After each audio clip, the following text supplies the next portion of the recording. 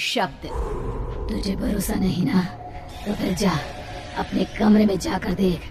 तेरे पलंग के नीचे तुझे तेरी माँ की हड्डियाँ मिलेंगी। प्रभात दौड़कर अपने कमरे में जाता है और अपने पलंग के नीचे देखता है। वहाँ पर सचमुच एक कंकाल पड़ा हुआ था और उसके शरीर पर जो कपड़े थे वो प्रभात की माँ के थे। क्या बात है, आज तो आप सुबह से ही बहुत बिजी हैं। ऐसा क्या लिख रहे हैं? बस एक फैमिली की कहानी लिख रहा था। जैसे हमारी फैमिली है ना, तुम, माँ और मैं, लेकिन थोड़े अलग तरीके से, क्योंकि ये कहानी हॉरर है और इसमें जो आदमी है ना, मैंने उसकी बीवी को मार दिया है। मतलब कहानी में ऐसा लिखा है। और जानती हो, उसके बाद जो बीवी है ना, वो एक बुरी आत्मा बन जाती है। क्या बेटा, इस तरह की डरावनी कहानियाँ क्यों लिखता है तू? जानता है ना, हम जो सोचते हैं, जो लिखते हैं, हमारा दिमाग पूरा दिन वैसा ही होता रहता है। माँ, परेशान होने वाली क्या बात है? राइटर हूँ मैं, मेरा तो काम है कहानियाँ लिखना। और वैसे भी ये सिर्फ एक कहानी है माँ, कोई सच नहीं है। उसके बाद कुछ दिन बीत जाते हैं। एक रात प्रभात को अपने ऑफिस से लौटने में देरी हो जाती है। रात के लगभग 12 बजे हुए थे। प्रभात जैसे ही अपने घर पहुंचता है, उसने देखा कि उसकी पत्नी दुर्गा डाइनिंग टेबल पर उसका इंतजार कर रही है। आ गए आप? कब से आपका इंतजार कर रही थी। देखिए ना, खाना भी ठंडा हो गया है। अरे दुर्गा, आज तुमने अपने इतने लंबे लंबे बालों को खोलकर क्यों रखा है? तुम तो हमेशा अपने बाल बांध कर रखती हो। वो क्या है ना प्रभात, जब इंसान अपनी जिंदगी से मुक्त हो जाता है ना, तो उसे दूसरे सारे बंधन खोल देने चाहिए। इसलिए मैंने अपने बालों के बंधन भी खोल दिए। ये तुम किस तरह की बातें कर रही हो? तुम ठीक तो हो? मैं बिल्कुल ठीक हूँ प्रभात। अच्छा चलो खाना खाओ। वो क्या है ना दुर्गा, मुझे भूख नहीं है, ऑफिस में कुछ खा लिया था। कोई बात नहीं, मैं तुम्हारे लिए एप्पल काट देती हूँ, एप्पल खा लो। नहीं दुर्गा, मुझे नहीं खाना है, मेरा मन नहीं है यार। तभी अचानक से दुर्गा अपने हाथ में एक बड़ा सा चाकू लेकर प्रभात पर हमला कर देती है। प्रभात अपने आप को बचाने की कोशिश करता है। आज मैं तुझे नहीं छोड़ूंगी, तुझे अपने साथ लेकर जाऊंगी अपनी दुनिया में। ये क्या बोल रही हो तुम? तुम्हारा दिमाग खराब हो गया है? आखिर तुम हो कौन? दुर्गा अपनी गर्दन टेढ़ी करते हुए बोलती है। मैं दुर्गा हूँ, तुम्हारी पत्नी। ध्यान से देखो मेरी आंखों में। प्रभात बुरी तरह से डर जाता है और घबराहट में वो चाकू अपनी पत्नी के पेट में मार देता है। उसकी पत्नी की वहीं के वहीं मौत हो जाती है और उसकी चीख की आवाज सुनकर उर्मिला दौड़ते हुए बाहर आती है। ये तूने क्या किया प्रभात? तुमने अपनी पत्नी का खून कर दिया, लेकिन तू तो उसे बहुत प्यार करता था बेटा। तूने बहू को क्यों मार डाला? माँ, ये आपकी बहू नहीं थी, इसके अंदर कोई बुरी आत्मा घुसाई थी। मैं नहीं जानता ये सब कैसे हो गया, लेकिन वो मुझ पर हमला कर रही थी, मुझे मारने की कोशिश कर रही थी। माँ, मैंने कुछ नहीं किया। ये तूने क्या कर दिया बेटा? दुर्गा ने मुझे कहा था कि वो तेरी कहानी के उस कैरेक्टर की तरह एक्टिंग करके तुझे डराने की कोशिश करेगी। अरे वो तो तेरे साथ मजाक कर रही थी। हे भगवान, ये क्या हो गया? इसका मतलब दुर्गा। लेकिन माँ, मैंने जो कहानी लिखी थी उसमें भी ऐसा ही हुआ था। उस औरत ने अपने पति के साथ मजाक किया और गलती से उसके पति ने उसके पेट में चाकू मार दिया। मेरी कहानी सच कैसे हो सकती है? माँ, मुझे बहुत डर लग रहा है। अब ये सोच, दुर्गा की लाश का क्या करें हम?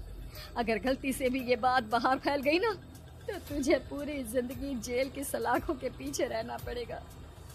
एक काम करते हैं माँ, हम घर के पीछे वाले बगीचे में उसकी लाश को दबा देते हैं। अगर कोई पूछेगा तो कह देंगे कि उर्मिला अपने मायके गई और फिर एक दिन हम भी अचानक यहाँ से कहीं दूर चले जाएंगे। कोई नहीं आएगा हमें पूछने, कोई नहीं आएगा माँ, बाद में जो होगा हम देख लेंगे। प्रभात अपनी माँ उर्मिला की मदद से दुर्गा की लाश को अपने घर के बगीचे में गाड़ देता है। कुछ दिन तो ऐसे ही बीत जाते हैं, लेकिन एक दिन अचानक रसोई से आ रही कुछ आवाजें सुनकर प्रभात की नींद खुलती है। प्रभात ने देखा कि वहां पर एक लंबे बालों वाली औरत दूसरी तरफ चेहरा करके खड़ी हुई थी। कौन है? कौन है वहां पर? अरे कौन हो तुम? मैं दुर्गा हूँ प्रभात। क्या हुआ, मुझसे इस तरह के सवाल क्यों कर रहे हो तुम?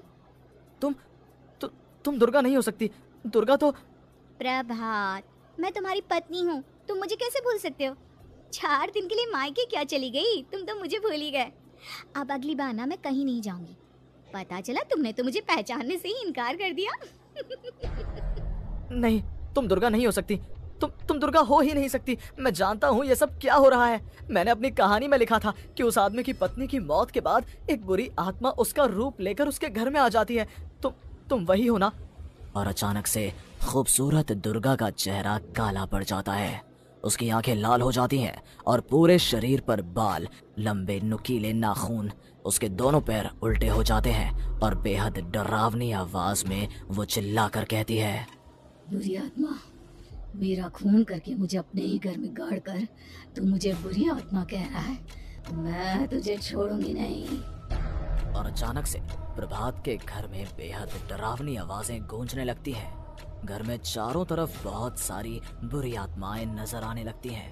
प्रभात घबरा कर अपनी माँ को आवाज देता है, माँ कहाँ है आप? जल्दी आइए माँ, देखिए ना ये सब क्या हो रहा है। प्रभात ने देखा कि अचानक से उसकी माँ कमरे से दौड़ कर आती है।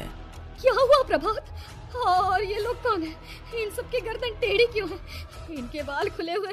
प्रभात, ये सब लोग तो मुझे मरे हुए नजर आ रहे हैं। हाँ माँ, ये सब लोग मरे हुए ही हैं और ये ठीक वैसा ही हो रहा है जैसा मेरी कहानी में हुआ था। लेकिन मेरी कहानी के हिसाब से तो आप भी। अचानक से उर्मिला का रूप बदल जाता है। वो भी एक डरावने साए की तरह बन जाती है और बेहद डरावनी आवाज में चिल्ला चिल्ला कर कहती है, मर गई तेरी माँ। जानता है, कल रात जब तू सो रहा था ना, तो मैंने उसके शरीर का सारा खून पी लिया। अब बस हड्डियां बची है उसके शरीर में। नहीं, ऐसा नहीं हो सकता, ऐसा बिल्कुल नहीं हो सकता। मेरी माँ नहीं मर सकती। तुझे भरोसा नहीं ना? तो फिर जा, अपने कमरे में जाकर देख। तेरे पलंग के नीचे तुझे तेरी माँ की हड्डियां मिलेंगी। प्रभात दौड़कर अपने कमरे में जाता है और अपने पलंग के नीचे देखता है। वहां पर सचमुच एक कंकाल पड़ा हुआ था और उसके शरीर पर जो कपड़े थे वो प्रभात की माँ के थे। माँ, अब मुझे कुछ करना पड़ेगा। लेकिन मेरी कहानी में लिखा था कि माँ की मौत मेरे हाथों से होगी, पर माँ तो पहले ही मर चुकी है और वो बुरी आत्मा मुझे भी मार देगी। नहीं नहीं, इससे पहले कि वो मुझे कुछ करे, मुझे उसका काम खत्म करना होगा। प्रभात अपने हाथ में बड़ा सा चाकू लेकर उस बुरी आत्मा पर हमला कर देता है जिसने प्रभात की माँ का रूप लिया हुआ था। और अगले ही पल वो नीचे गिर जाती है और उसके शरीर से खून बहने लगता है। ऐसा नहीं हो सकता, एक बुरी आत्मा के शरीर में तो खून होता ही नहीं है। तो क्या सच में मैंने अपनी माँ को मार दिया? लेकिन अभी कुछ देर पहले तो फिर वो कंकाल किसका है? और ये कौन है? मैं पागल हो जाऊंगा। और अपनी माँ की लाश, इसका मैं क्या करूं? लोग पूछेंगे तो मैं क्या जवाब दूंगा? तभी वहां पर दुर्गा का रूप लेकर जो आत्मा थी उसने प्रभात से कहा, गाड़ दे अपनी माँ को ले जाकर उसी जगह जहाँ तूने मेरा खून करके मुझे गाड़ दिया था। जा, चला जा।